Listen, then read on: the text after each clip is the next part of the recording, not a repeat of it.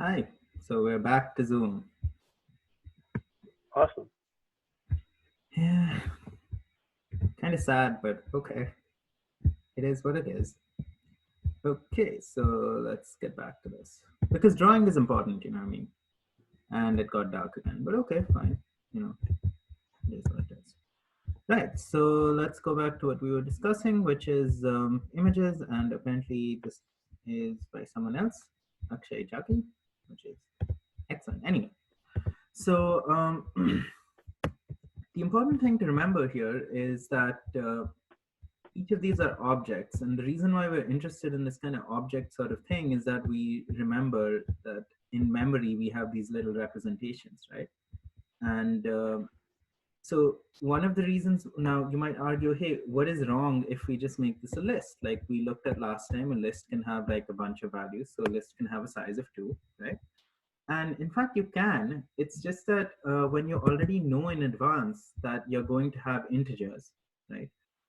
Then it makes more sense in memory. Like it's smaller, it's more convenient to tell the compiler that in advance, to like work with that instead, right? To work with that knowledge that it's not just anything, it is definitely going to be, you know, integers, right? And I'm very bad with these slides. Anyway, yeah, so that's about it. Okay, is this notation clear to everyone? Like why we write it like this? Like what are we addressing? The different coordinates, x and y, in this pixel object?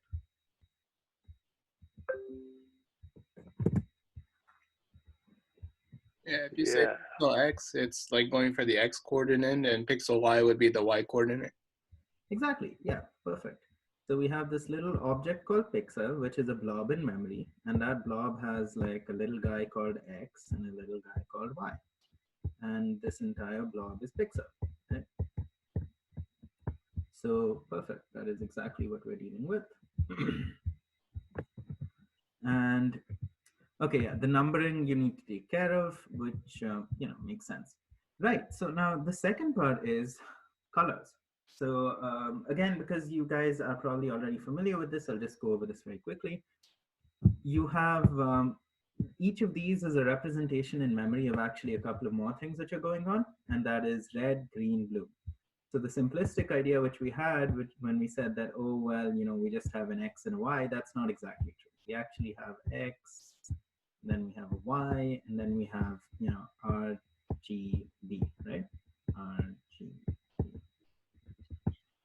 So and here is where you can really naturally see that, okay, I like having objects because this makes life much easier than if you were actually just, you know, working with this in any other kind of way, right? I mean, if you had to keep this in mind personally, then it might get hard, right? So encapsulating everything here is a major deal, right? And it's super useful. Okay, this is very important. Now, it's important to note that the color values in the RGB space, this is not true of all color value spaces because, there are different ways of representing. Another one is called HSL, which is hue, saturation, and luminescence, I think, something like that. But when you represent colors as a sum of red, green, and blue values, it is very important to remember that they go between 0 and 255, right?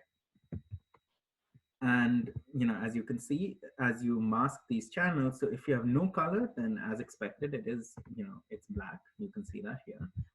And I mean, clearly this is going to be blue 255, and this is going to be something, right? Do any of you guys want to take a guess at what this might be? These in the middle ones.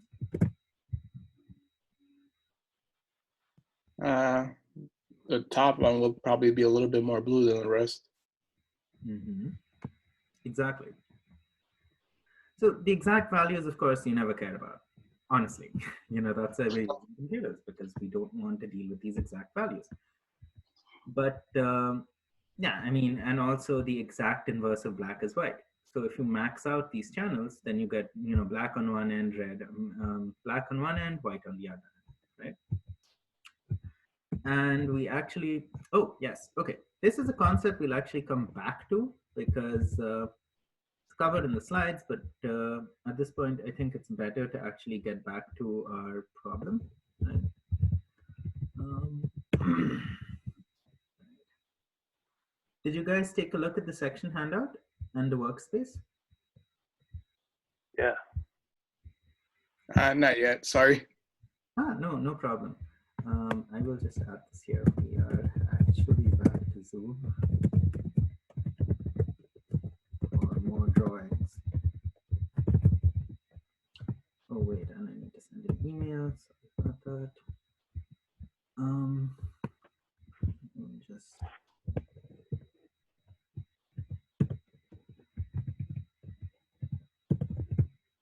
So, are you both able to access the workspace? I added everyone in, so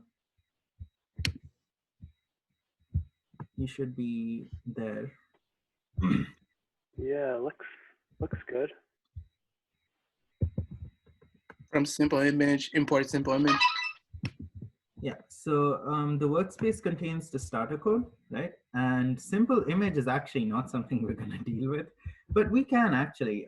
So would you guys like to take a quick peek at simple image? Since we already, or like, okay, let's look at the question first before all of that, right? What is our question? We have this little dog called Simba. I'm sure Chris has introduced him a lot better. And we have Narok, which is a filter, which I suspect Chris has made up. But yeah, okay. It's a cool filter. You know, whether you think this looks better or not, I'm sure many people on Instagram would disagree. Either way, and you know, since we already discussed how we have these red, green, blue components of every pixel, so what are we really discussing here? We're saying that like an image, right? An image is made up of pixels, right? Each of these little boxes. Like this concept is clear, right? That an image is clearly going to be, you know, how else would you represent an image? You'd represent it with little blocks of color. But even when you talk about little blocks of color, right, then you have to talk about some details. So in case of pixels, what we're really talking about, as we discussed, is some space, right? Some spatial coordinates, and the color space, right? RGB. When we talk about averages, which of these spaces do you think we're talking about? Right. Although the answer is already here, but it would be good to get some context.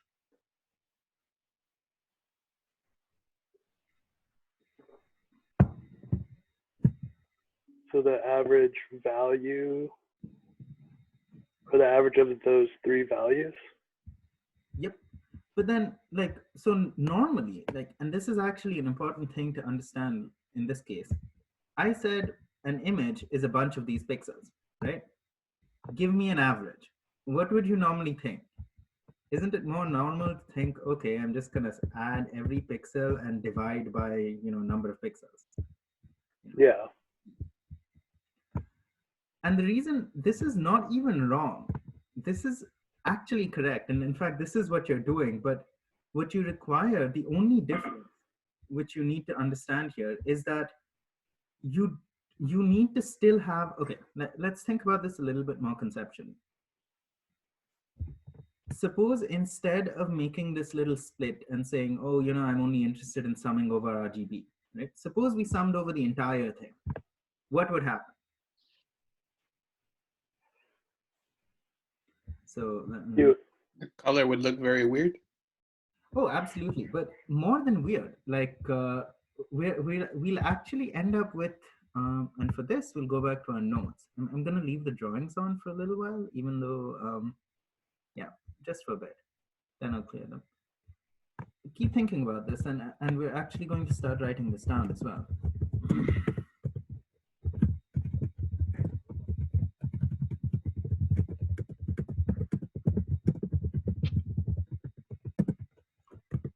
So what does that actually mean? Like,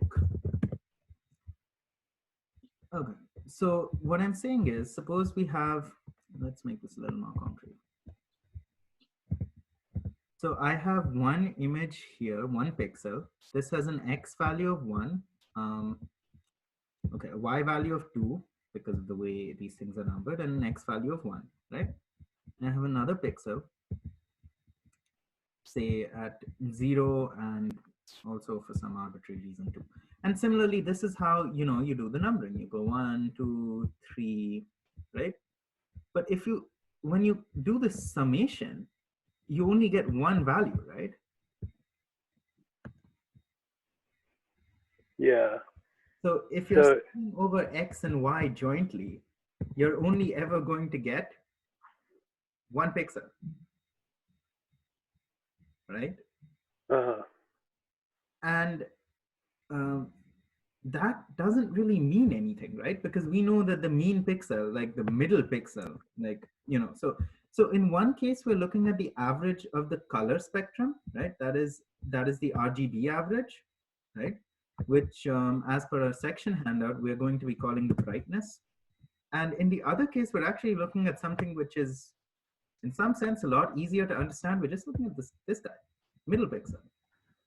But clearly, middle pixel has nothing to do with the brightness of the image or a filter. Like, you know, I'm not saying that middle pixel is useless, but clearly, given the problem which we're solving, and knowing that, okay, Simba's middle pixel is maybe on his nose, that's great, but what are we going to do with that information? And it's important to remember that there's no link between these two, right? So the takeaway which I want to clarify is that this X and Y domain space, right? This X and Y point on Simba has nothing to do with the RGB value which is present there, right? Okay. it's the location of a pixel, but it doesn't have anything to do with color. This is location and this is color. And it's important to remember this because when you start manipulating with these high level libraries and you start looking at all of these, then it's easy to get confused as to what you're actually looking at and why you're looking at them differently, because it's all pixel. So if you wrote a function like some pixel, then you're going to be in a lot of trouble if you don't recognize this concept. So, okay, then we're saying that if the pixel is bright, we should make it grayscale. So here we're introducing a concept. Okay, now, is this clear why we're calling these bright and dark? Because, you know, clearly as we discussed here, one, when everything is 0 is black, and when everything is maxed out at 255, then it's white, right? So clearly, as we go greater and greater towards 255 on all channels, this is important because, see, if we, wait, actually, let's talk about that a bit. Suppose I said, why are we summing these, right? I mean, why do we care? And the answer is right here on the square, right? If we just cared about one channel, then we're actually just going to get a bunch of nice hues. We're never going to get a sort of bright pixel, right? There's no bright or dark then. They're just varying shades of colors. Right. So that's why so it's only in the case where, and of course, this is kind of trivial to see that, like, you know, sum of 0 and sum of 255 divided by 3, you know, it's 0 and 255. So you're bracketing your brightness. Come on. Yeah. So you're bracketing your brightness between a value of 0 and a value of 255. And, you know, the summation, and at this point, when you talk about brightness, you no longer care about how or whatever these things are, right? You just want the maximum and the minimum, the maximum value and the minimum value. Okay. So we understand that, like, bright means some arbitrary value, and we worked with arbitrary values a lot before. Remember moon weight and other things. So given all of that, what do you guys think pixel average should be? Constant, variable, global?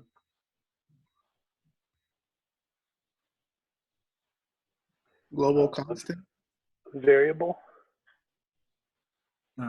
Okay, so Abraham, because you said, okay, let's talk about both of those options. So we could call it a variable or we could call it a constant. What are the pros and cons? So actually, let's start writing that down. Fantastic, this is great. So what are we dealing with? Brightness. Brightness.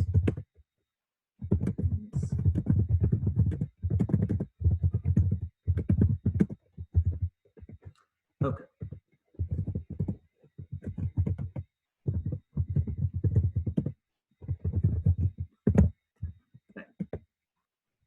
So why would we want to do one or the other? I could actually very quickly write some code which would show this as well. Let's do that.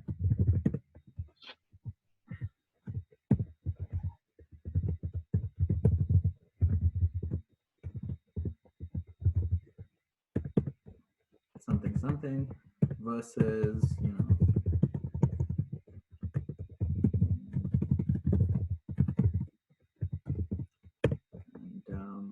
let's see.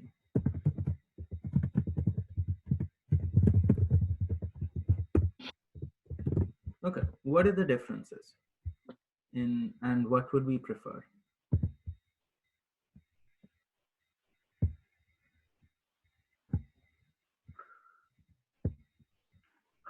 A variable can be overridden, and it could be placed inside a function.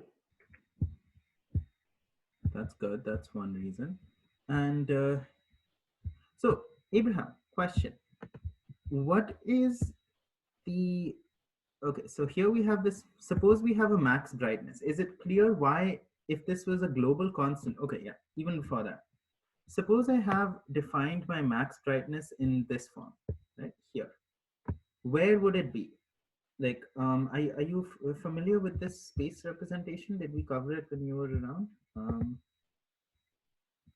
Please feel free to tell me if not. So this is the global space of the program, and this is the space in main, right? So all the variables which are defined here can live until the bottom of this block. This guy lives until the bottom of the program. Is that Right. right? Okay. Now, given that, and also given the fact that, quite honestly, the assignment told us it's always greater than 153, that means we probably don't want the user to be changing it, right? Right. And for that matter, we don't want anyone else to be changing it either. Like not another function, nothing. We've already defined it. So given these constraints, what do you think we should go with?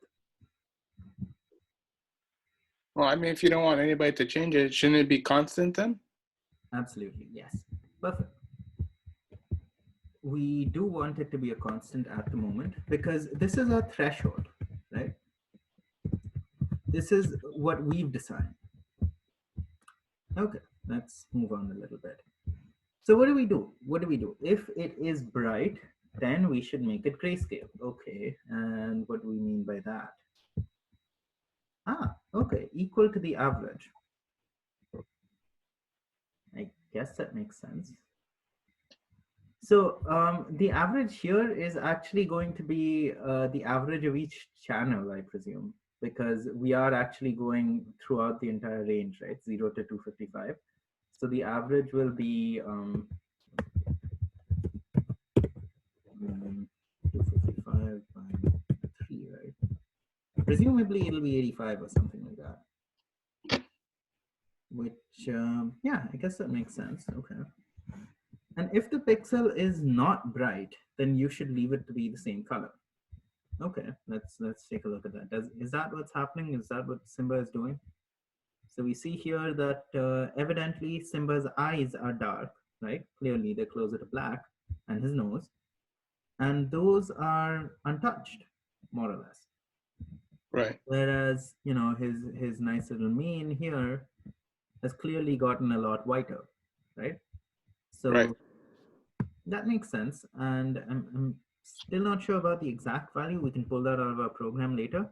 But I suspect it's probably something like that. Right.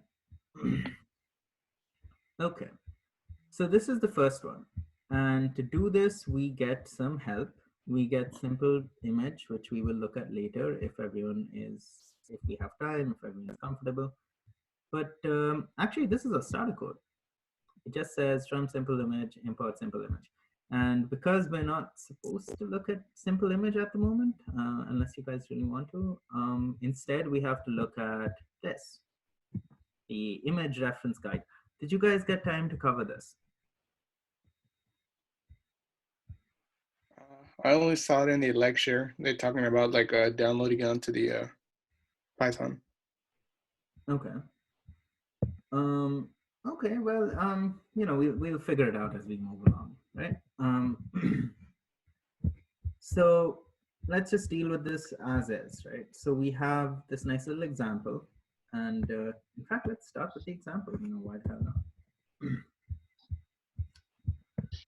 So yeah, actually, wait, this should run, right? Clearly, this should be a running program. Section. Ooh, I am missing a file, really? Where am I? Oh, God, you kidding me.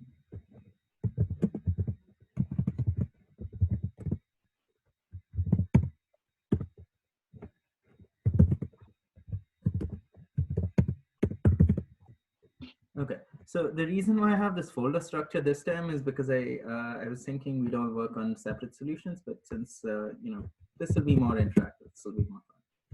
So let's do this.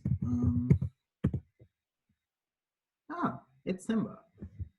Okay, so clearly we don't need to really care about what is going on with this JPG file and everything else, right? But oh, just for fun, you can actually take a look at, yeah, it's basically junk. Okay, so cat allows you to read or it tries to read files in a very naive kind of way. So if you do cat on your section filter.py, then you see text. If you run cat on images, then you get trap or whatever this is. Now, what the reason behind this is actually because of what we were discussing before, that an image is actually a collection of pixels, and each pixel has different channels, RGB. So to handle all of this, and yet be stored in a single file, it does what an encoding like this. So don't worry about that. Clearly, this Python code, simple image, is doing this for us, right? So let's break this down. Let's start with this problem. We discussed already. Oh, by the way, feel free to start adding things like Abraham. I don't know if you've used sections before, but you can actually type here. In fact, would you like to type out our max brightness here?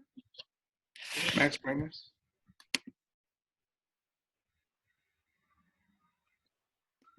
In the one you're showing me or on mine? Oh, in this one, in the workspace. We can all work on the same workspace. It's really neat. Okay.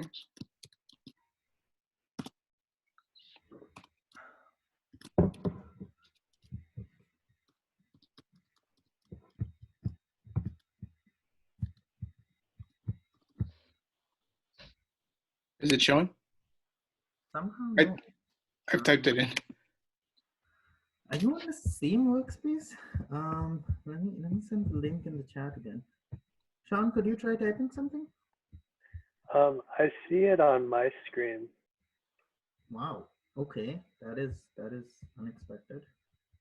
But yeah, I think there were a couple different workspaces. I just switched.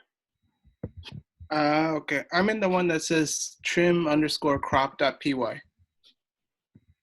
Trim. Oh, okay. You're in this file. Right. Yeah, Okay. there it is. We're all working in section filter right now, which is the first problem. I don't see that one. Oh, now it's under Argo Swami. Sorry about that. So. Okay. So let's just go over that again. You click on workspace. You go here, and then you double click on section filter. Right. Then are we all here? Yes. Yeah, I just want to try. Yeah. Excellent. Yeah. Okay. Cool. Okay, so we already have a max brightness. That's a start. But okay, now we should go back to what do we need. Let's break down our problem.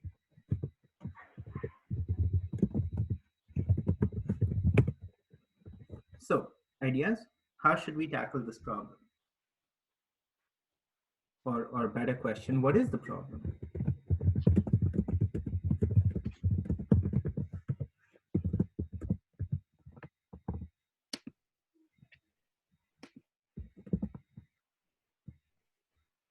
So this is We're solving the Narok filter. Yeah. This order. Okay. Um, do we need to calculate pixel average? Mhm.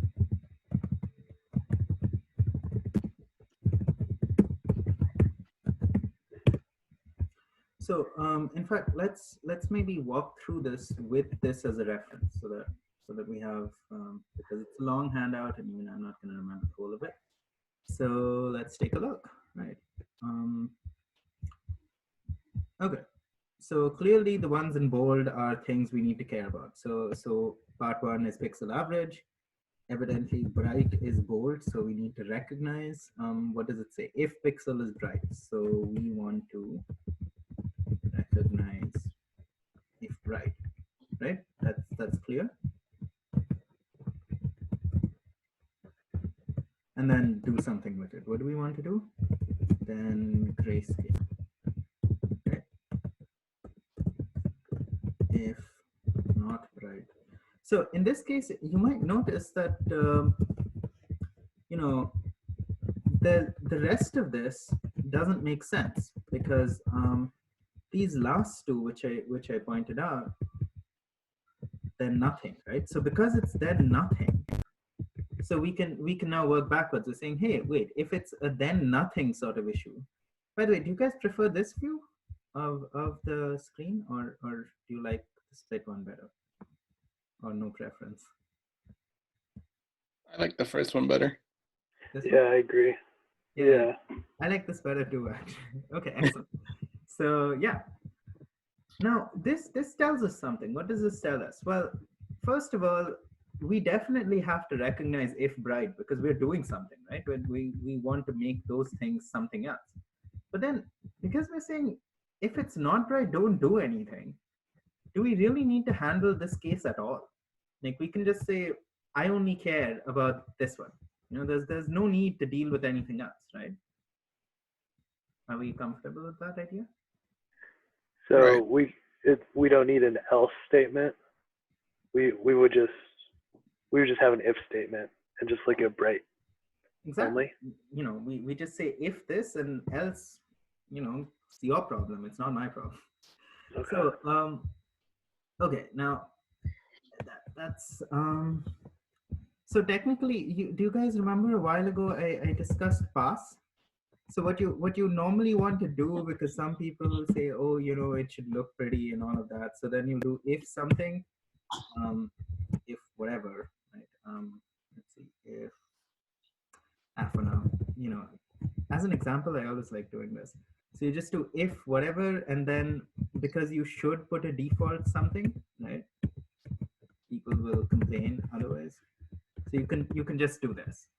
This is like a good practice, right? It's a style issue. It basically means nothing. I mean, it basically means the else statement will do nothing and will never do anything, and enjoy.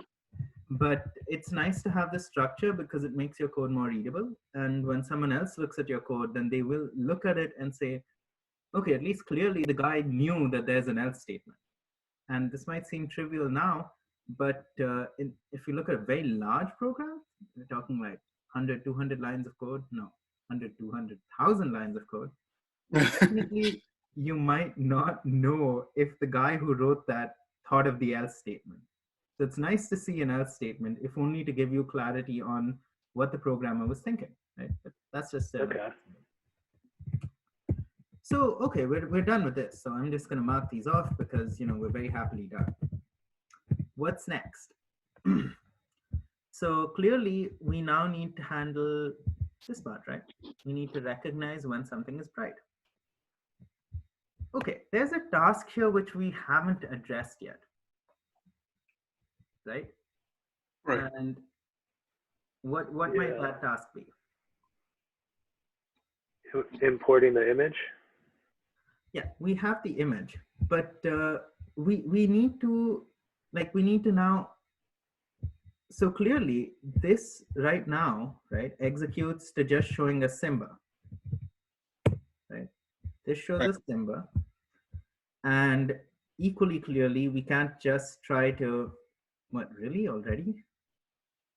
Okay, if we do get cut, when we do get cut, then just rejoin with the same link, okay? Okay. Yeah. Okay, and yet clearly we won't be able to. So okay, yeah. Here's a couple of questions then. What is image? Right. So if someone asks you what is this thing in your code, then you might say, oh well, what the hell? Let me just run a print. And for now, we don't want to call this function at the end. We don't care about image show. We'll see Simba later. Okay, so clearly image is whatever the hell this is, right? Yes. So quick thing, this is actually a memory address. Remember, we keep talking about these kind of representations in memory, right? So this is the point. So if you ask the computer, where is this object? And it'll say, oh, it's in this block, and this block is called whatever that is. That's a hexadecimal number. It has no bearing on anything you'll ever do, but it's fun to know. Okay, right. So clearly then we have a problem. Given this weird simple image object, how are we expected to figure out if a pixel is bright or not? For that matter, where are the pixels? So because it's a library, we will do documentation stuff, which is, okay, in all good libraries, they will start with an example. So here, clearly, they are telling us something. Range loops with the simple image. Ooh, described above. Let's go above then. What is it? For each loop described above, yes.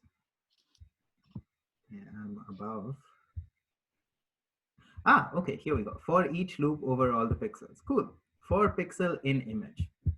Right, so clearly this object contains our pixels somehow. Let's try to do that. Pixel. Ooh, okay. Get pixel. That sounds useful. Let's just go with 1, 2, or whatever. All right. This we recognize. Okay. So there's a thing here. So now clearly we also understand that the image comprising of pixels, we've seen this image multiple times, and of the pixels, we need to give it X and Y so that it can tell us the whatever RGB values are there, right? And that kind of makes sense because, clearly this is a unit and there's no point just looking at X or just looking at Y. We need to specify it in all the dimensions we have and then get the values, right? So that's fine. That's okay. But clearly at this point we have more questions, right? I mean, what is this? Okay, it's something called a pixel. This is super important. Recognizing that this is some kind of object. Okay, now first let's talk about what this means. If this is some kind of object, that means, and we found that out how? We found that out by running type. Everybody remembers type? Mm-hmm. Right. So because it's some kind of object, that gives us the idea that, hey, maybe some pixel is equal to image.get pixel, whatever, 1, 2. That gives us the understanding that this will work, right? We don't even need to run it. We could, but clearly this is something which is going to work, right? Same solution. Okay, why do I think this is important? Well, for one thing, we now know that given X and Y values, we are able to obtain, some pixel. So we can then say, and what should we do then? Loopwise?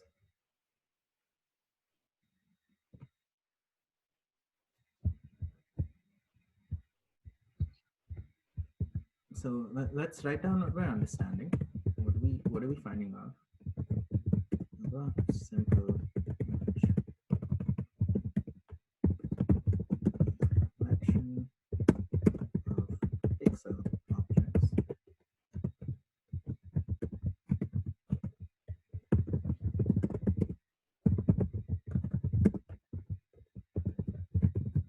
Right?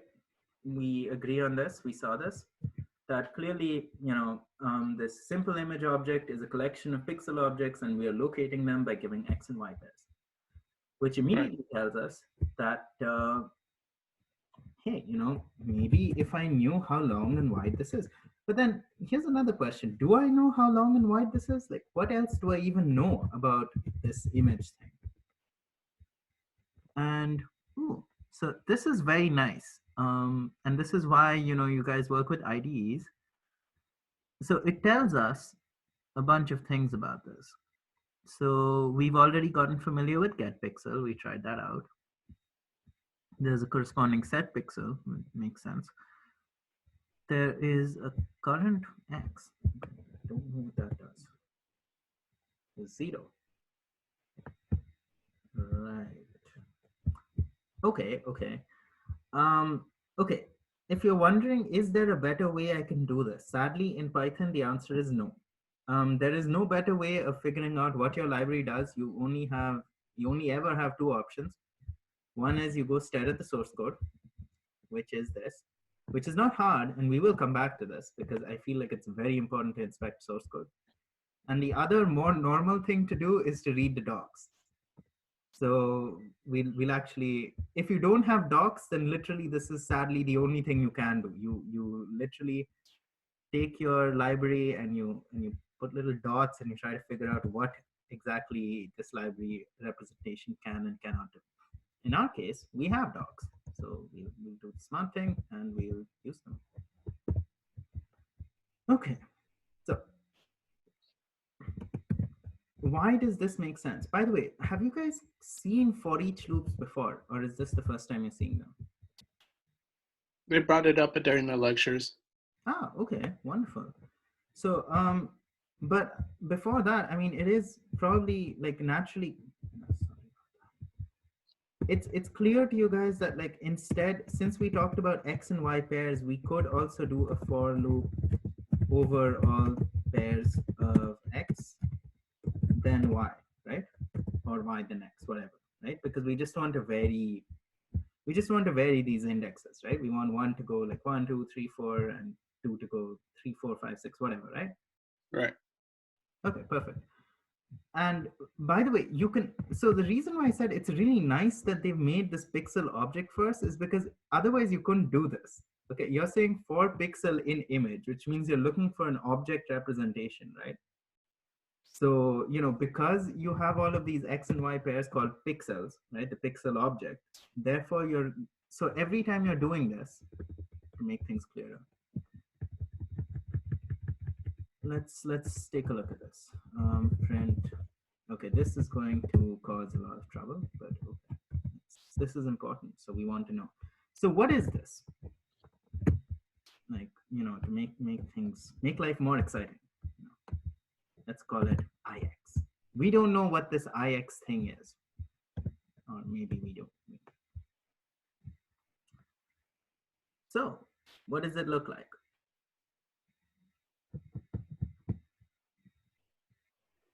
We have effectively crashed our session, but yeah, what did you guys learn from that? If anything. It looks like it's going forever. Mm-hmm. Well, I mean, so technically it would go until the end of the image, but what else? Like what was interesting? What else do you feel was interesting about doing this? Like what are you printing out, and what does this mean for you? And to make things clearer, let's pull this up again. There were multiple values for one IX. Right. And what does that tell you?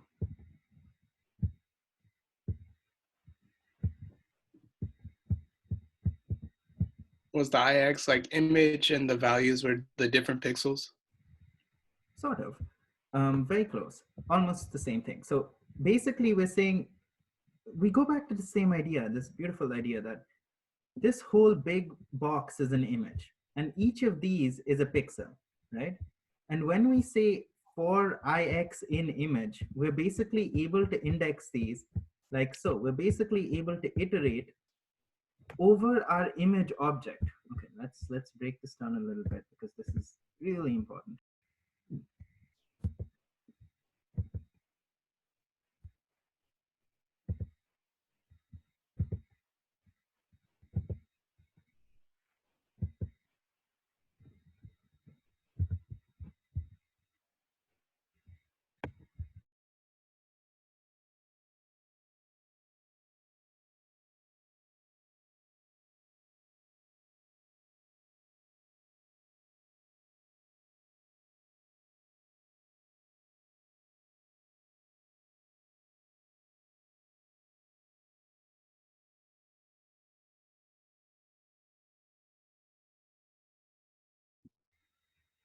I'm back.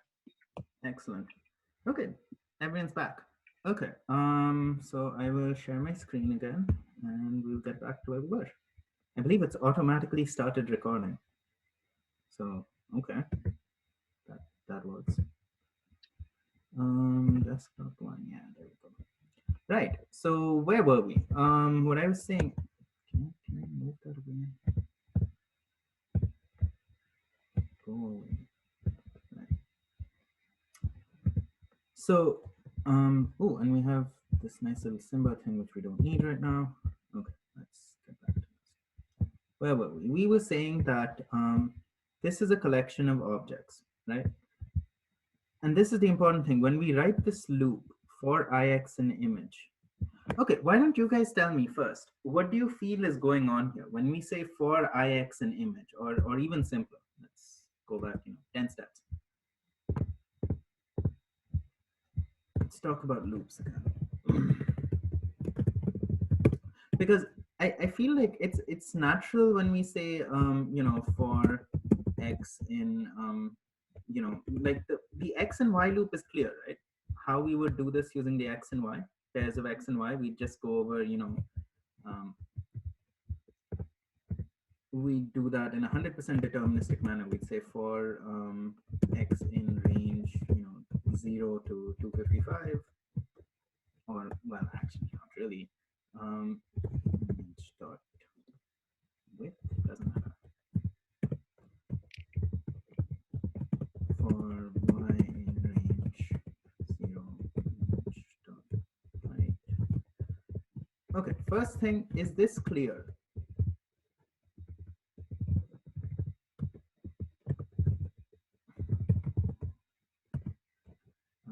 What would we do? We would do image dot get.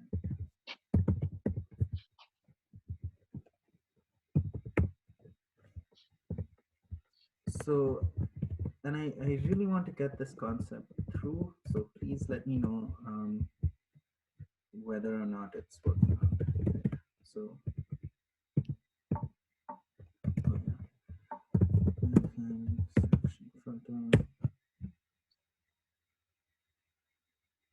Okay, nice. What is going on with this? Clearly I'm forgetting something. Oh, it's an attribute, not a function.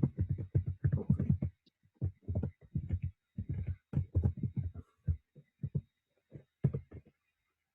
Ah, what does this remind you of?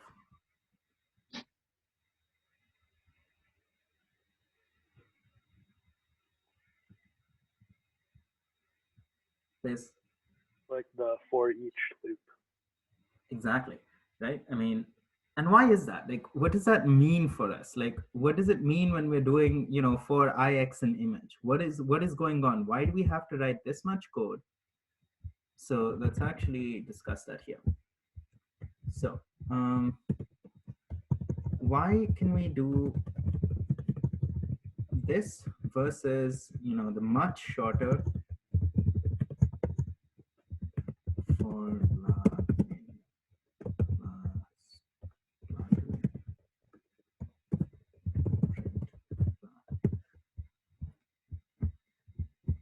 what is the difference between these two? When can we use these two? Can we always use them? Are there any conditions to go from here to here? And which one is more general? Okay, so starting with, what does this mean basically? Let's now make some drawings. So we're drawing a collection.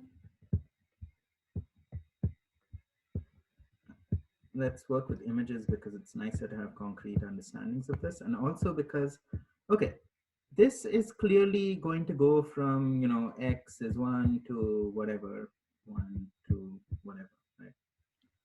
Clearly, this is going to be the range of x and y, right? That's what this is doing. Are there any questions about this? This is clear? The first one. Yes. Okay. What about the second one? What is this doing? Where does it fit into our little image here? And actually, there's one other thing going on here. We're not just printing X or Y. We are, after all, so we have recognized, okay, I should go back to the color. So what are we doing with this? We're saying, given this pixel space, remember the pixel space idea? XY, RGB.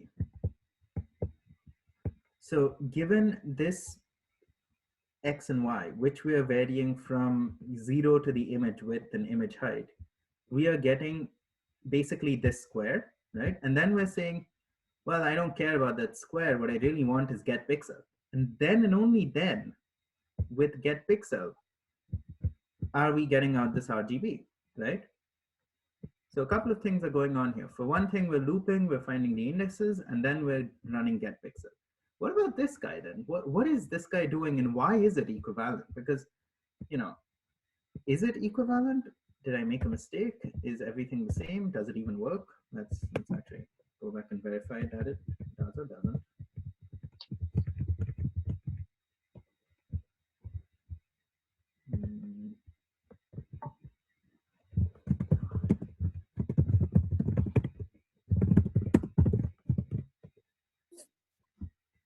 Okay, well, clearly, wow, that's even nicer. Clearly, this is not doing what we expected to do. Why is that? For X image, right. This is super important. I like this. I did not expect it to show up like this, but yeah, this is great. Why is it showing us this? And what is going on?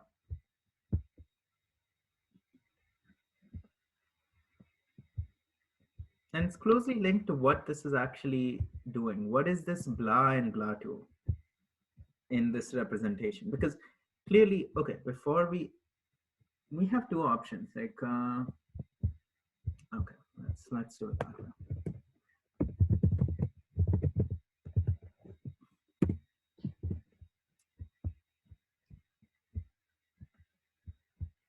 Pixel image, use pixel.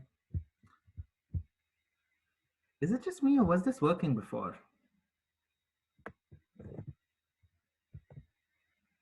Are you talking about the code or the? Yeah. I feel like it was printing the right thing before this. Oh, I'm running the wrong file. Oh my god. Wow. Okay, that's amazing. Jeez. Right. So back to where we were. So it is clear that I'm really sorry about that. It is clear to us that this representation and this representation are giving us the same thing, right? It's printing out a bunch of these RGB values, right?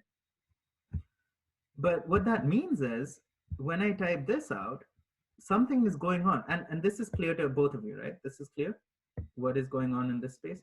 What about this guy then? Any guesses, ideas, suggestions? What is happening? What is this blah object? Where does it fit on our grid? We have this nice little grid. We understand the space. So what is happening? We're getting the RGB values, but not the coordinates. Well, but is that even possible? That's the other question that you should think about then. Is it possible to get the RGB values, unique RGB values, without having some understanding of where in the image you are? Or we're not getting those X and Y coordinates as variables.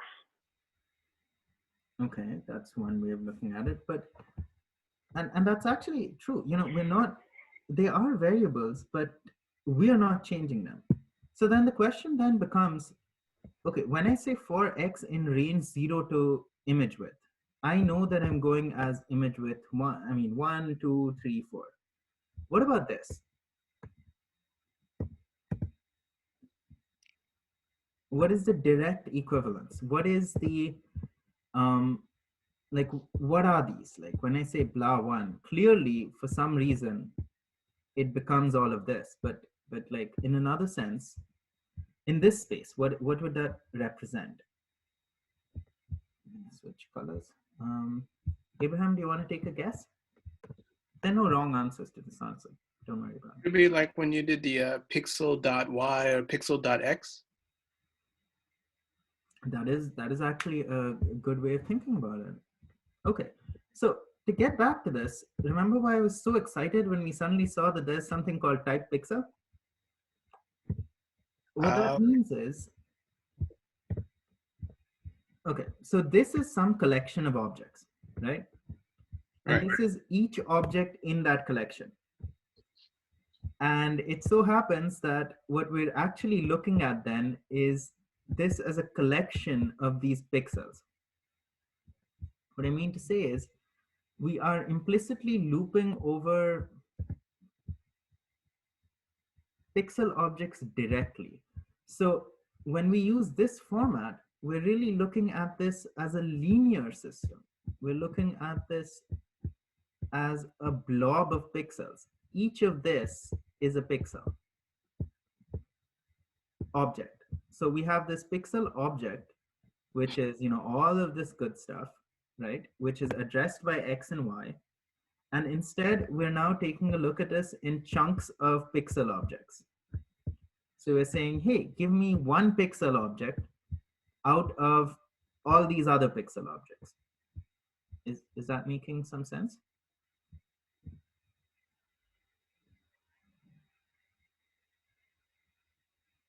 Okay, let me try that again. When we're doing this here, notice that we're only calling image at the bottom, right? I mean, to put this in another way, let me ask you this. What is the role of image in this? Where is image actually? Should I clear the images? I mean, should I clear the drawings, or, well, is it becoming difficult to read? Well, I mean, image is just the image, right? Like that you pulled from the library. It is, but what I'm getting at here is that we aren't explicitly dealing with anything in image. We're using the functions, right? We're saying I know X and I know Y, and I know that image has a function called getPixel. So what am I doing? For every whatever I'm doing, I'm calling this function so many times, right? Mm-hmm. Okay. What about here?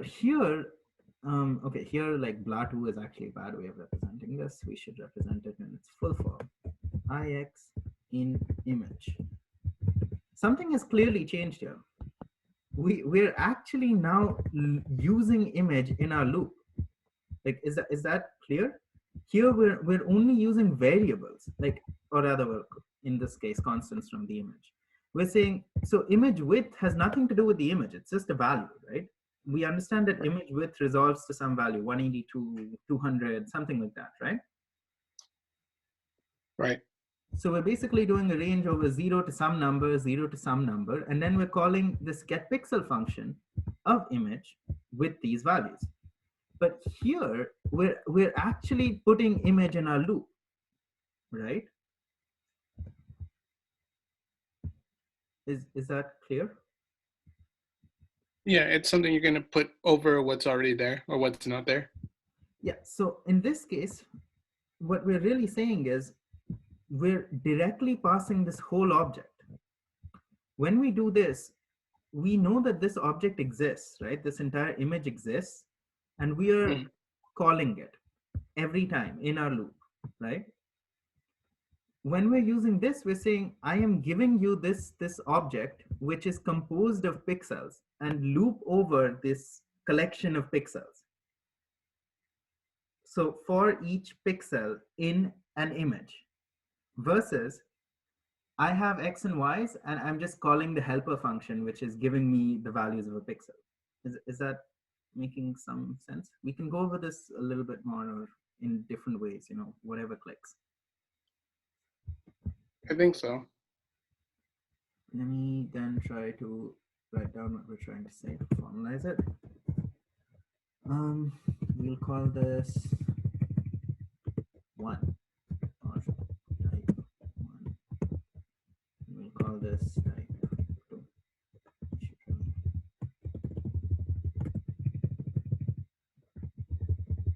Or we could just do the same thing and call this a for loop, nested for loop, and call that for each loop, which is the same thing to do. Right. So if, for instance,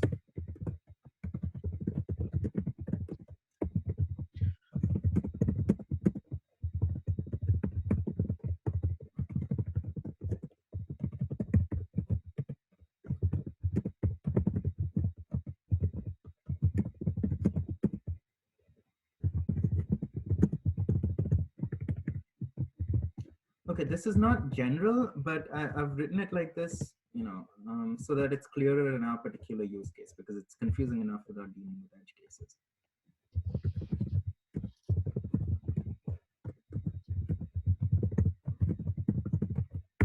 Okay, so does this help understand things a little bit better? And to make things clearer, simple image is an object of pixels, is a collection of pixel objects.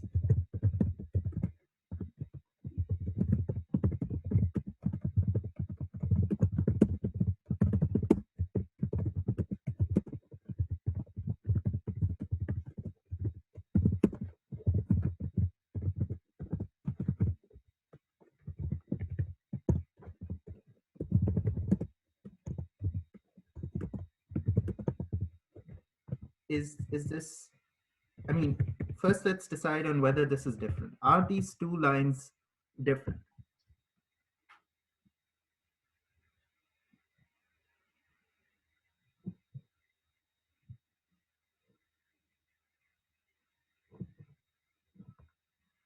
Yes. So in one representation, we're dealing with it as a collection of objects called pixels. And in the other representation, we're actually directly using the function. And so we're passing it, x and y, which are the function parameters, to get back something, some other set of values.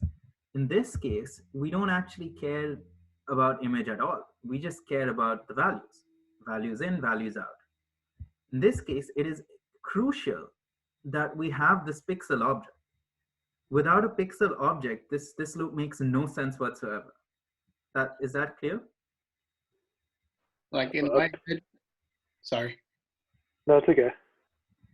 In my head, the for each, like you need to know about the image, basically the simple image. The nested for loop, you just need the like the numbers. Mm-hmm. And Sean, what were you saying? I think what's throwing me off is the term objects or object. What an object is that defined in the simple image, or what is an object exactly?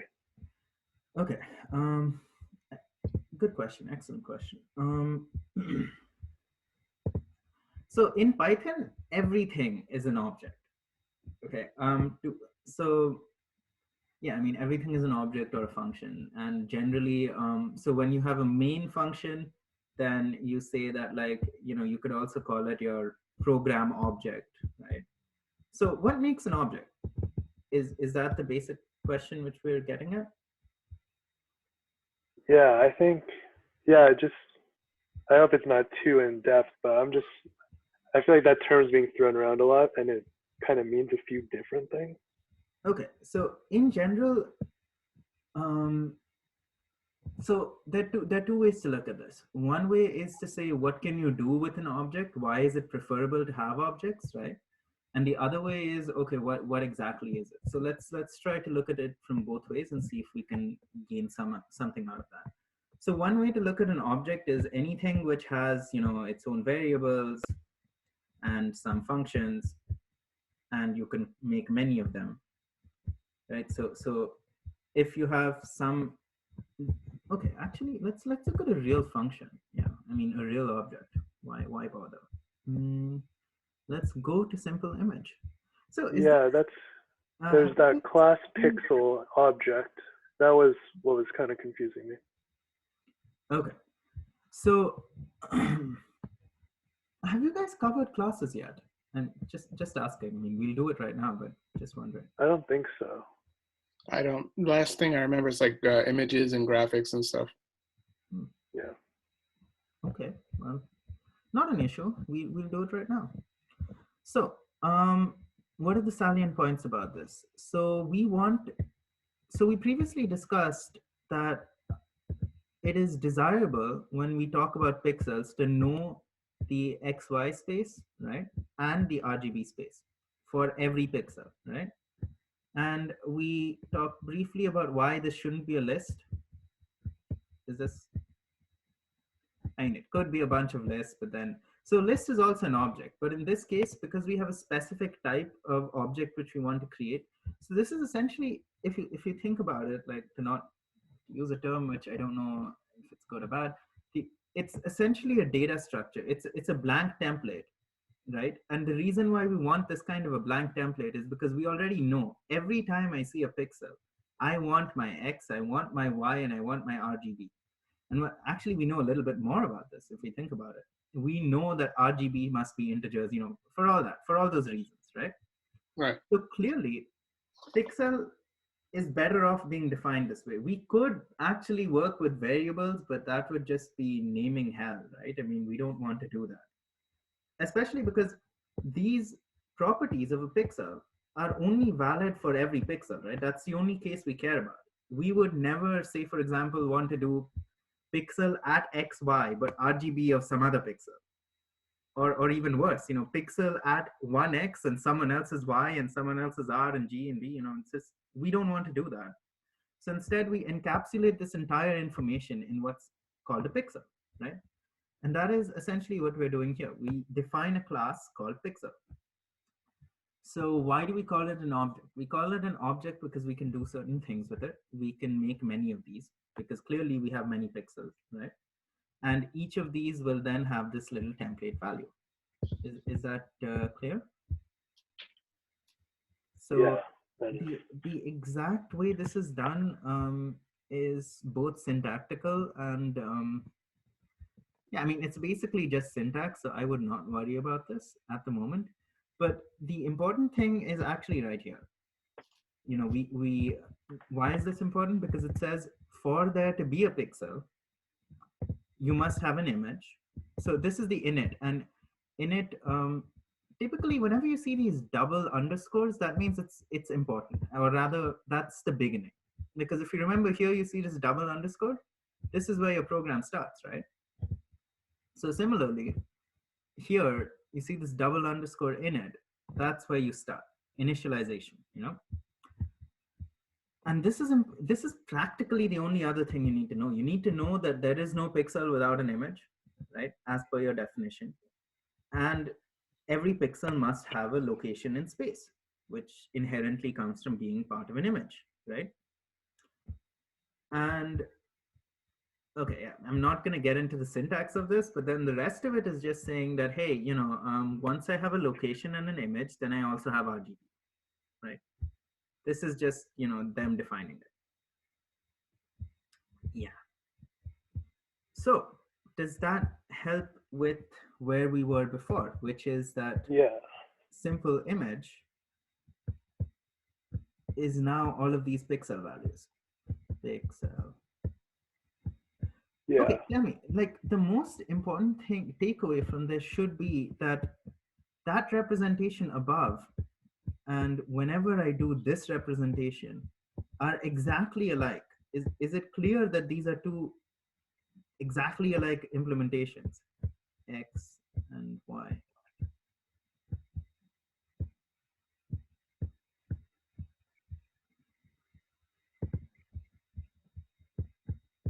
The same. Okay, now tell me, why are they the same? And that's really the heart of this entire for each and for issue.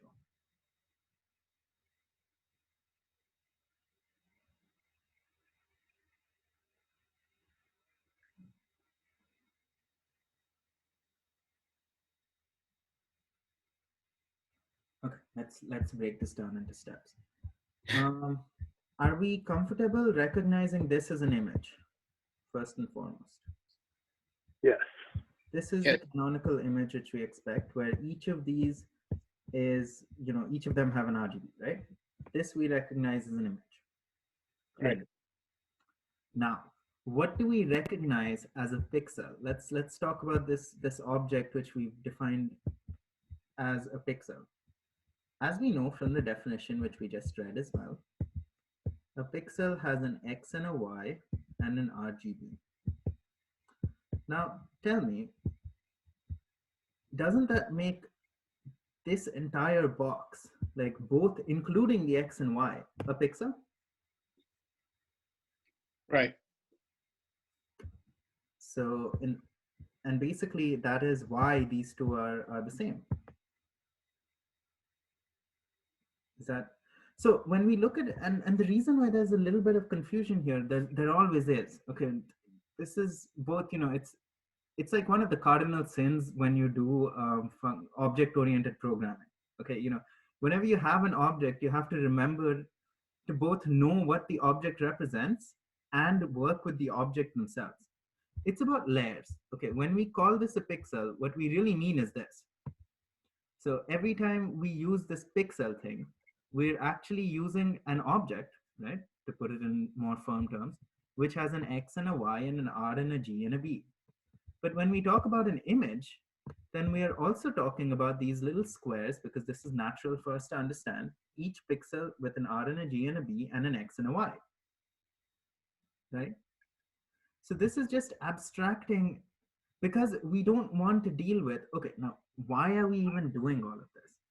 Because we like this representation. We want the ability to iterate, because often we only care about the RGB, right? Especially here, we only care about the RGB values. We're not so interested in its location in space, right?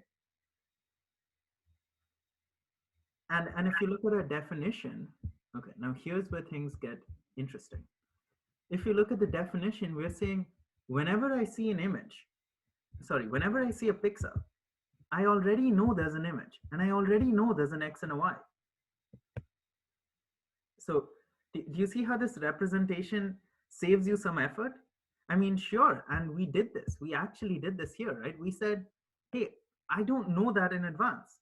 I don't know that there's whatever, there's an X and a Y and all of that stuff. I just don't know. All I know is that I have an image width and I have an image height. And I know that I have this function get pixel, and it throws out pixel values at me. And we can work with that. That is what we do here, right?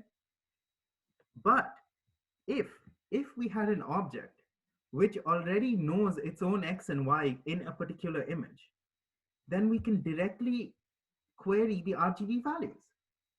And that's what we do here when we write this. Is that making more sense? Is it like a difference between a for loop and a while loop? No, the for loop and a while loop are fundamentally, those are based on, like, I like to explain those with states. So, the for loop says, so suppose you have a start state, right? This is start, and this is end, right? I have a for loop. The for loop says until this, or do this for so many steps. The for loop will do it for, say, X steps. It doesn't care whether it reaches E or not. So it can actually overstep, right? Unless you put an if and a break and all of that stuff. Gotcha. The while loop, on the other hand, is right from the get-go. It will continue to take steps or do its iterations until it reaches this end state. So it always has an understanding of the end state. So that's why you use the while loop where you're not sure where you're ending. I mean, where you know your end state, but you don't know how long it'll take you to get there, right? Yeah. Okay. Yeah. Your point is actually very useful, because I know where this is probably coming from. This is probably coming from the fact that, or correct me if I'm wrong, that the for each seems to already go until the end and recognize that, even though that's not what I said right now, right? Yeah, basically like it's because it already knows like what's in the like the RBG and all that stuff. Yeah, so this is because the image already has this length.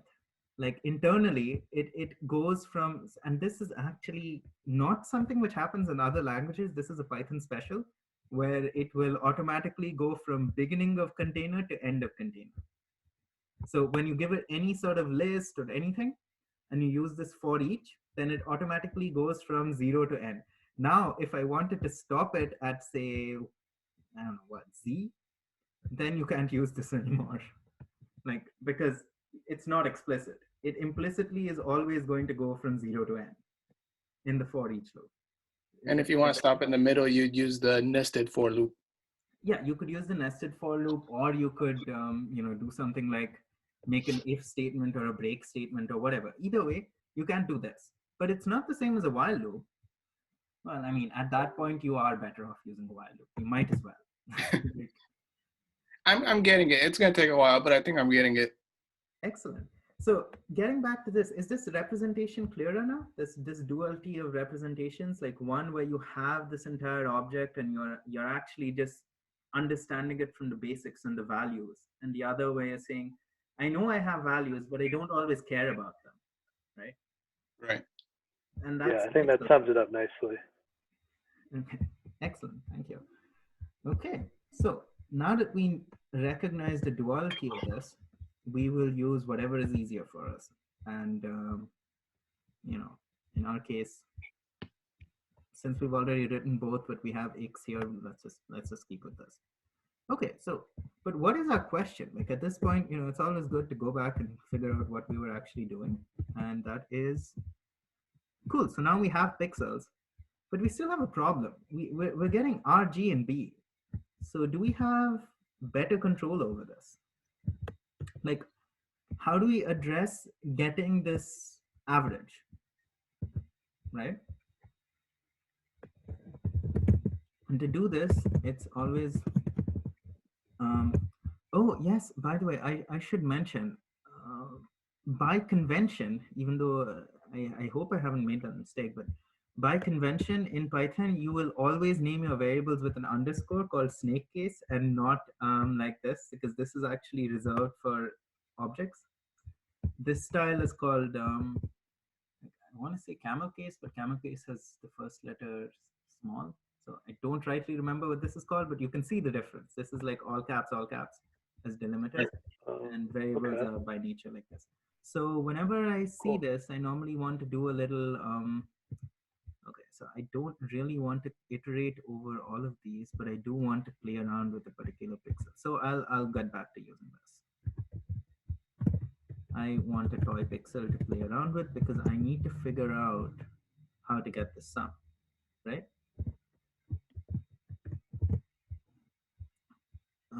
Clearly, we can now print simple x.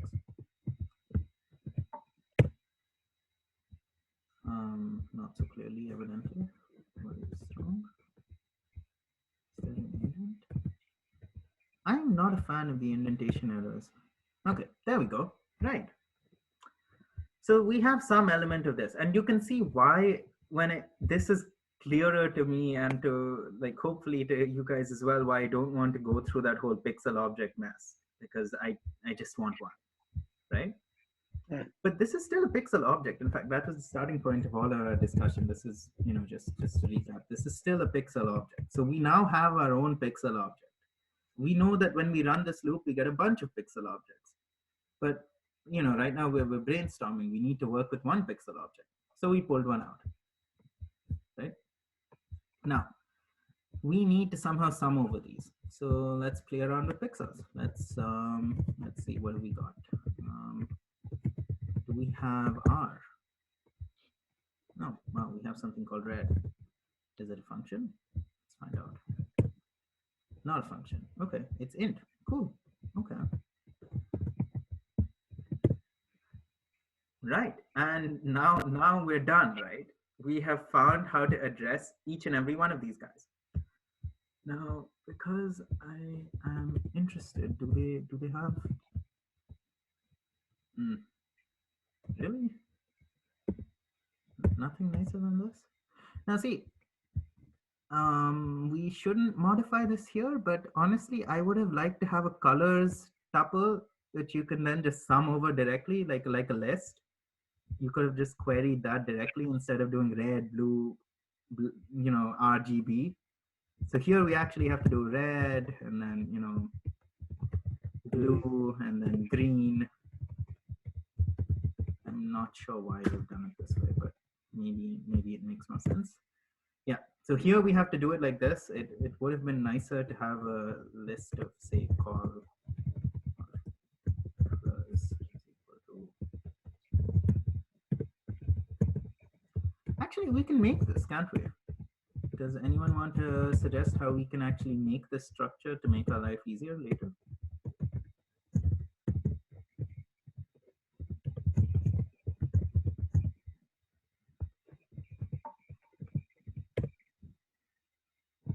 Does this look nicer to us? Do we like it more? Is it simpler somehow?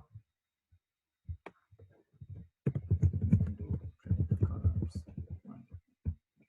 Then we can start calling it in a loop, right?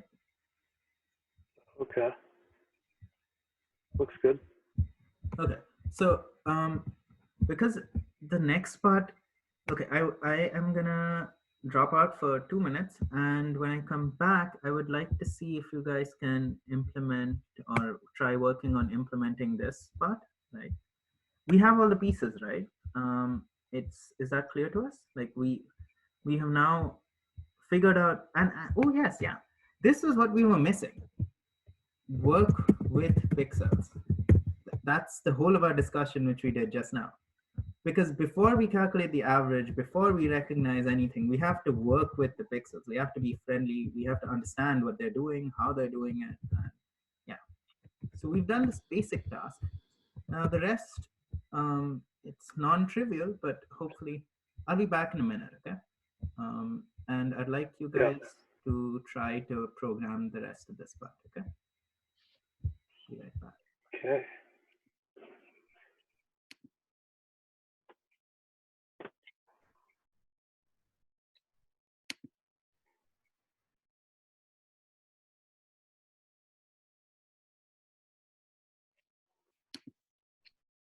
So do you think it's worth it to make a function for the average? Or is it simple enough to just do in one line? I think it might be safer to do a function and then like explain what we're doing, like because they were always telling us about the what is it called, the proper editing. Decomposition? Yeah. Yeah. I mean, Okay. Yeah, I agree. And then I don't know. I'll try and write it up. Because I mean, like the way it looks, it's like the that average in the assignment handout. Do you see on his Are you still looking at the screen? Yeah. Yeah.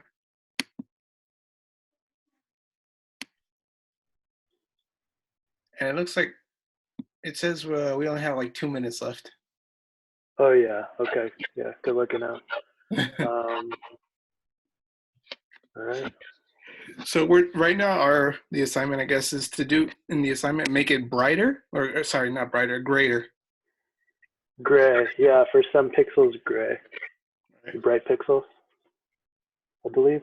They're supposed to be equal to the average. All the pixels should be equal to the average to make it gray. Whenever they're greater than average.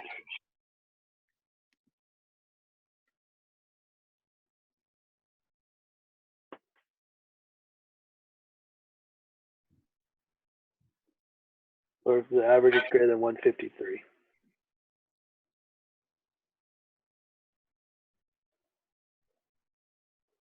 Okay, so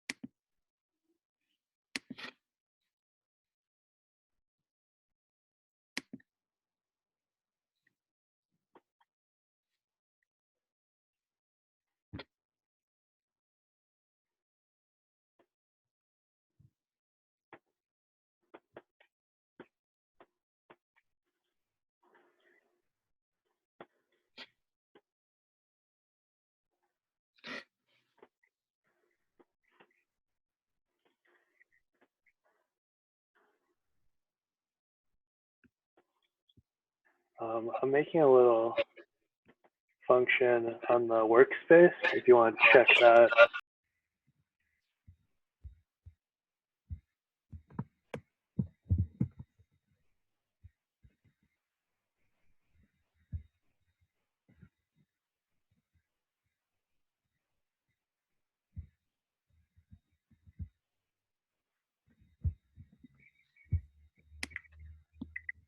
I'm back. Yeah, I think we're all back. Wonderful. Okay, so I am back as well, but I will just be watching. That's okay. I mean, I'll chime in and we can discuss it. I'm here to discuss, but it'll be great to see you guys cover this out. I'm just move this out so you can see better.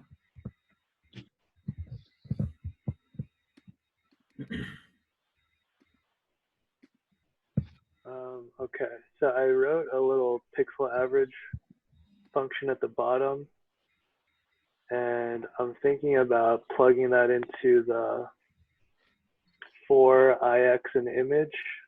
Mm-hmm. Excellent. And then that actually clears up not dealing with this crap. and I want to try printing it. So print.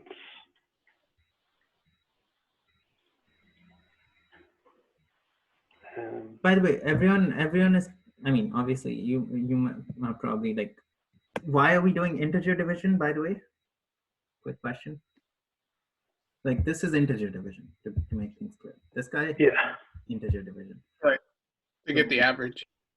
No, but why integer? Why not just divide by 3?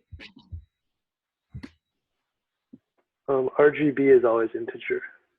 Yes, because we still want to assign, we want to do something with the average. If we were just writing a grayscale filter, you know, I mean, if we weren't going to replace it by the average, we wouldn't need, it wouldn't matter. If we were just trying to do a cutoff, like if we were just trying to find out, oh, well, is this right or not? We could have just used the regular division. Because we need to assign this to a pixel later, we need it to be, you know, go for it. Let's see. Usable. Oh, wonderful. I think that worked. It crashed, but yeah, that means it's working.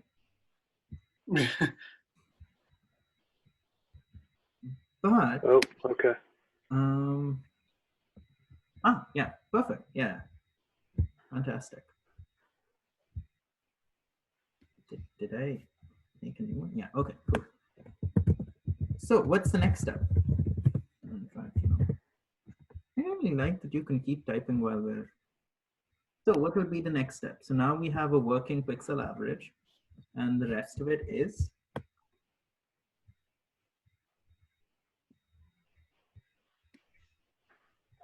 We need to add the conditional if the average is greater than 153 or the max brightness constant. Yep. And for that, we already have this little fake structure here. So you can just.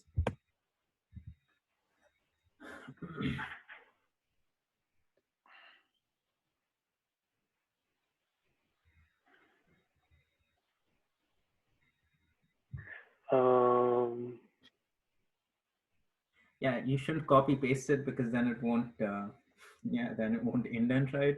So sadly.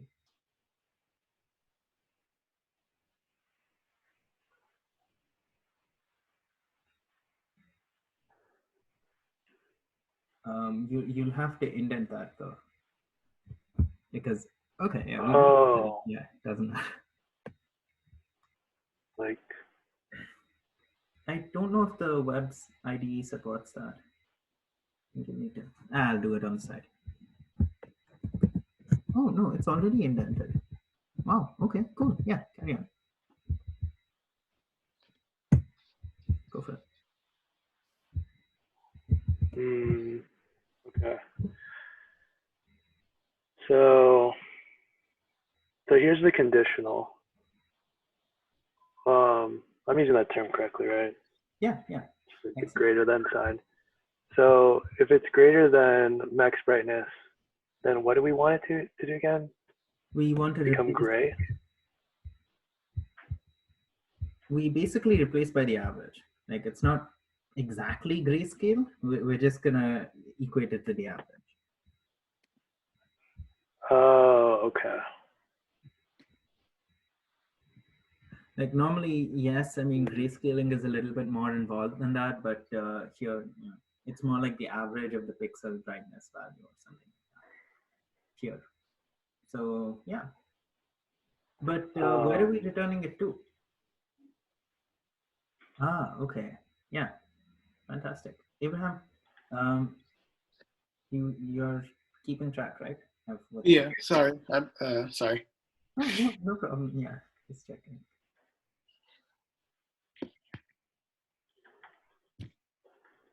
I'm just, I don't really know, so just gonna try this out. Sure, sounds great. And Um, oh, but to what try this happened? out now, we'd like to now we don't have any other statements. So yeah, go for it. Yeah, if it works, then it's just done. Shouldn't we set it equal, like double equal instead of one equal sign? No, so double. So here we're assigning it. Remember, the double equal to is a Oh, test. If right, this, then that, right? I mean, it's a test condition. Right. right. And by the way, I don't know because I ran that for a second. Narok, there's Simba. Fantastic. Awesome. Yep. Okay. Um, so we have two optional problems. One is trimming the image, and the other is adding a border. Now, trimming the image. Okay. Because it's already been a while, I don't know. Do you guys want to break early, or shall we? We should at least discuss them, okay? Because they bring up an important concept. Let me force this. If you guys have time, I mean, feel free to leave. Yeah. Okay. Um, so let's just talk through these, and then if we try to implement them as well. What is changing? So we already know how to manipulate our images, right? So we know how to. So what have we learned in the last section? We learned how to recognize, this is our image. Normally, when I think about problems, I prefer to think about it in the full space. It just makes life easier. Then later we start using, pixels and objects and those things. So what do we want to do? Returns a new image. So that's one thing. Same as the original image. Okay. With trim size pixels removed. Cool. Okay. So thoughts?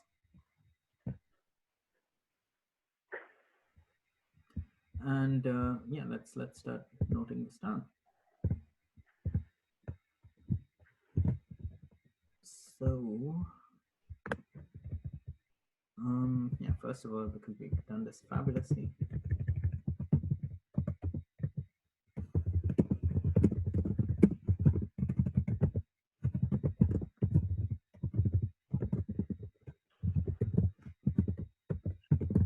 Okay, what are we planning to do? What do we need? We can reuse our existing method, right? Shouldn't be an issue. What else do we need? What's new? Clearly trim. And also,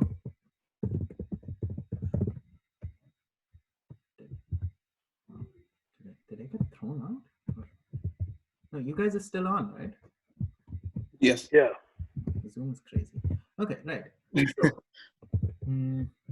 we have these two things, right? That is, as far as I can tell, the only new things which have happened.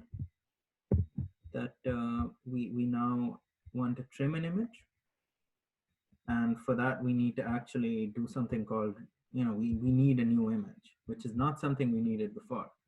We were working with the same Simba, right? So Okay. Wait, is it Simba or is it Carol? Okay, this time it looks like Carol. Yeah, because it would be cruel to crop Simba. So yeah, okay. We'll be cropping Carol. But in general, we have an image object, and we now want to produce an image which looks like this. So for one thing, trim size from each side. So how should we deal with this each side problem? Do we want to do the basic thing and just give it 4 different functions: trim, crop, image, left, right, so on and so forth? But even before that, how do we start with this? Like, what is an image anyway? So like, how do you guys think? What do you guys think of this problem, first of all? What do you guys think? How are you looking at this?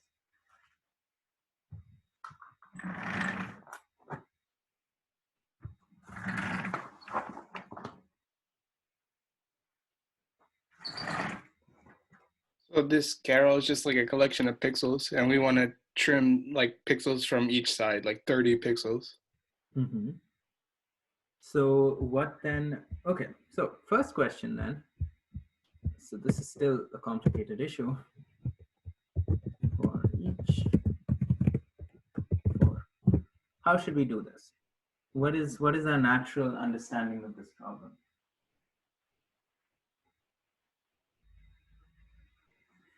In fact, we actually already kind of discussed this.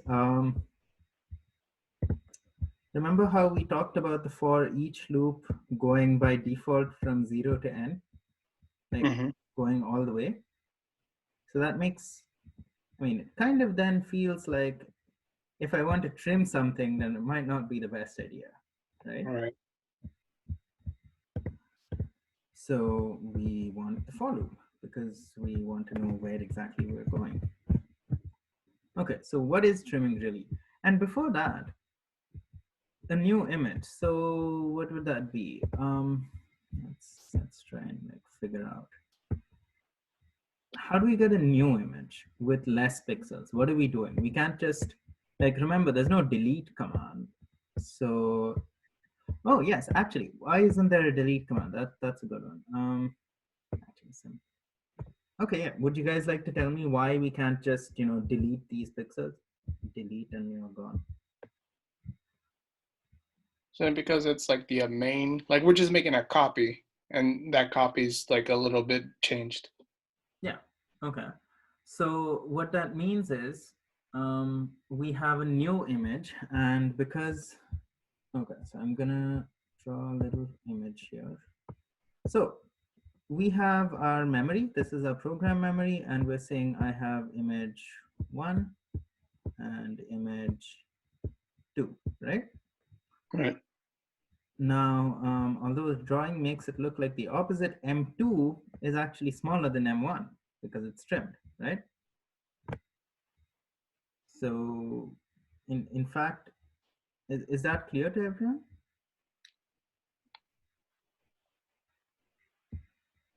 Yeah, I know this is bad image. Okay, let's talk about image generation for a second. How would you build an image? You put a bunch of pixels together, basically. Yeah. So when we build an image, then we want to create, from the bottom up. We don't know the full size. But actually, is that really true? Don't we already know the full size and, I mean, the new height and width of our image? Because clearly we need it because we know, even though the question doesn't tell us, we know from the source code, which is the source of all truth, that whenever we have a pixel, we already have an image and we already have the properties of an image, which is height and width, right? Right. So we're one ahead already. So we already know this structure, and these guys are all from the original, right? It's returned the same image, except some of these guys. So then how would we solve this? How would we put all of these ideas which we discussed all together?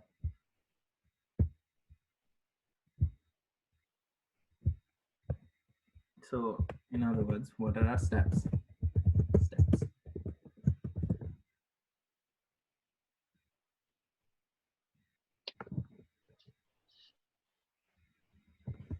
Like steps to generate the new image. Mm-hmm. Like steps to solve the problem, basically. Well, I guess first you would get the pixels that you want to take out, the 30 from each side. Mm-hmm. Wait, would we need to get them, or would we just need to know? Or column, I mean, or we like need to somehow address the ones to be removed. Address the pixels to be removed. right.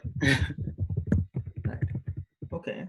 And then we just need to make a new image. We're familiar with making a new image because we've discussed that quite a bit, right? This Yeah. part is clean. Okay, now what about the pixels to be removed? Because that is, okay, we've discussed and we've recognized that we'd like a for loop. But then what? I mean, how? So the first thing is new image means new height and new width.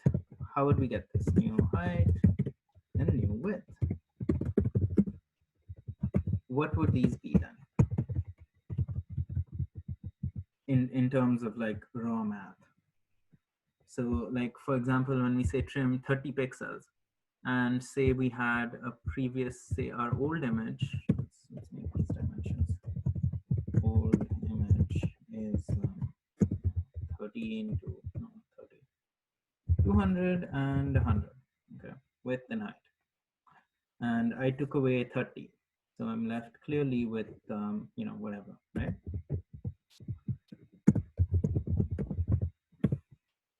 So we take image width. I mean, this is natural, no? Right, so that's one part of it. But, okay, now the heart of this problem is then addressing the pixels which are removed, right? And how would we do that?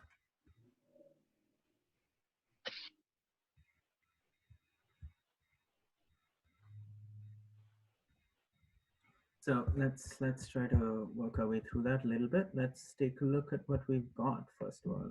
This is trim comp, right? Let's just run it. Let's see what we're visualizing. Trim comp. Okay, nice. Nice. Why is that happening? Don't I have Carol? Yeah, I do. Oh, I don't have a trimmed image. Yes, of course. Yeah. So this function isn't there. Yeah, they have a nice little pass here. I see that they do use pass a lot. Did they explain pass in class, or is it just there? I think they explained it. Okay, great. Basically, if you print pass, then nothing happens. Exactly. Yeah, it's a, you know, it's the default. Anyway, okay. So clearly we need to do something here. And at this stage, what do we have? We have the original image and we have the trim size. Okay, we can work our way through this, but do you guys have an inkling of a solution? Because the second one, well, actually, they're similar problems, but I would like to quickly discuss the other one too, so that we're not missing out. Because yeah, so there are only 3 problems. So maybe we'll discuss this a little bit and then come back to this if you'd like, or maybe work it out on your own later. Okay, is that okay? Yeah. Okay. So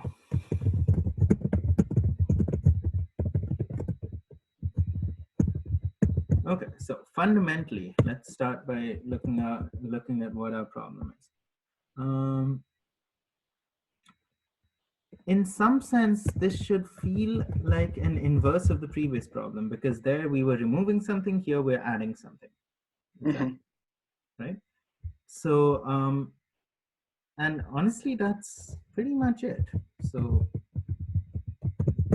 padding and new image. Okay, now, what is the concept? I mean, why are we doing these? The concept is something which we actually already covered in the previous problem itself. The concept is to look at it in terms of this sort of collection of pixels object which we can resize and change and make smaller or bigger, right? And Right. once we recognize this concept, you know, that it's a collection of pixels and we can change the width and height, we can actually do whatever we want with it.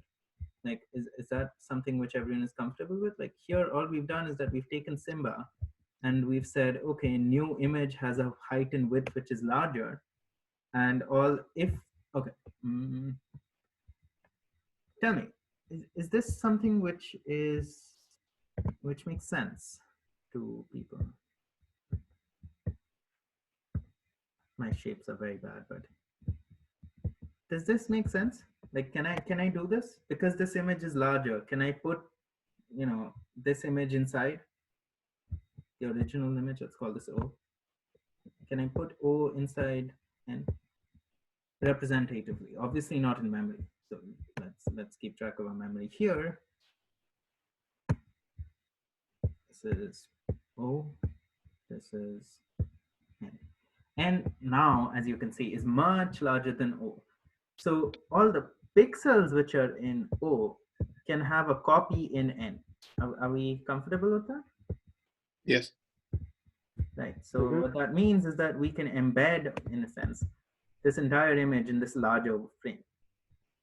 And once we do that, then whatever is not inside O, whatever pixel is not inside O becomes black or blue or whatever, in this case black. Is that something which is? Yes. So from the way I explained this, now tell me, what loop would you use to do the border pick thing? Like what loop would you do for this? For each or for? For? I think Okay. here you do for each, don't you? Okay, so let's discuss that. Sean, would you like to elaborate on why use a for? I mean, of course, okay, by the way, wherever you use for each, you can use a for. No questions asked. Okay, so it's always, the subset of problems which can be solved by for each, for E, if I like to call it, is always smaller than the subset of problems you can solve with for.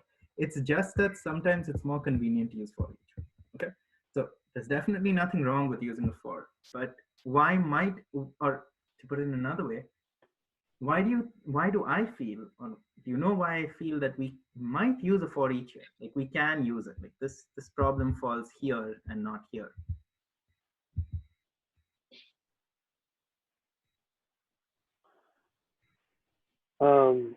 I was thinking that you would want to get your X and Y variables so that you can know where to place them on the new image.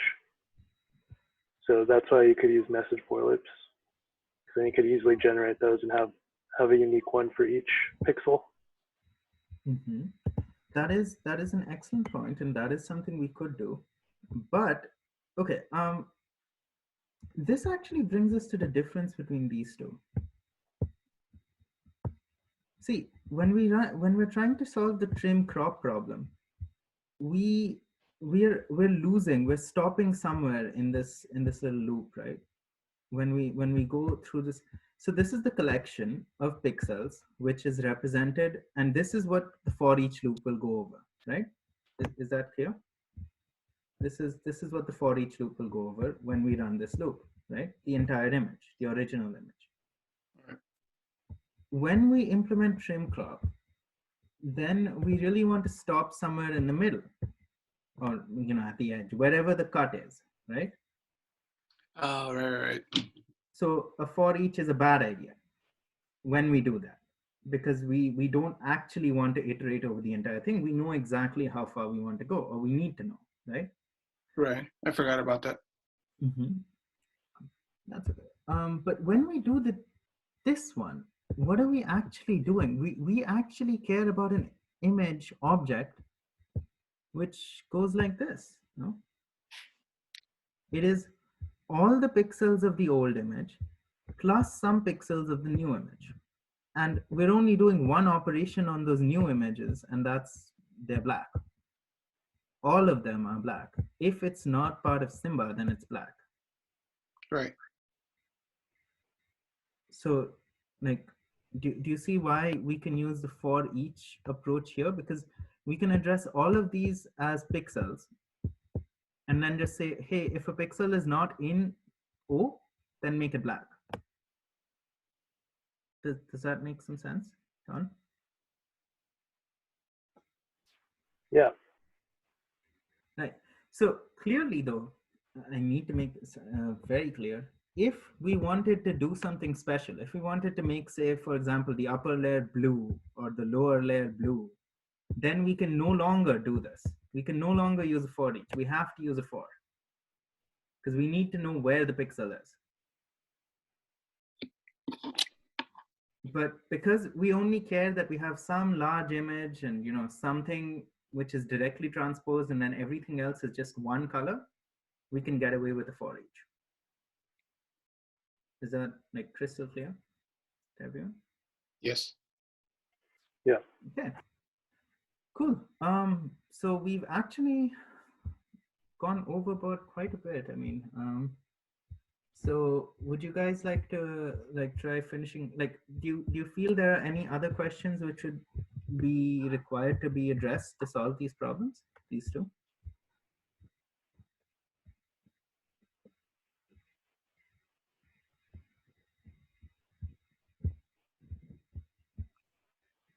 I personally, I feel like it'll just take me a few like days or something, just like for it to set in before I get it.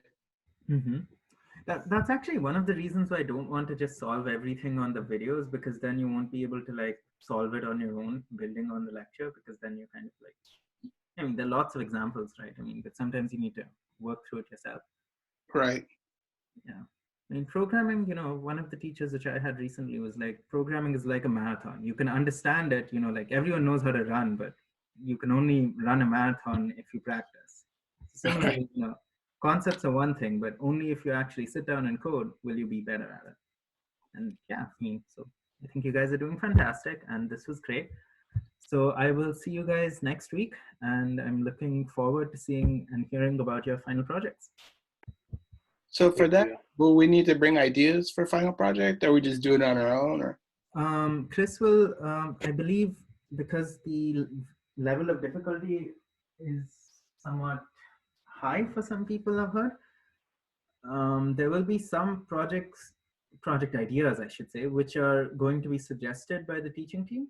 Mhm. And other than that, you are 100% encouraged. Like, I personally would encourage you to come up with whatever you feel like doing. Like, because we've covered quite a lot. Okay, I'll do an overview next time. But if you think about it, we've solved a couple of real life problems.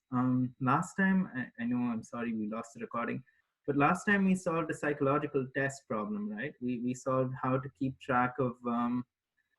Maybe I'll send a write up on that, because that was an important thing. So we solved one class of problems using timing and key presses.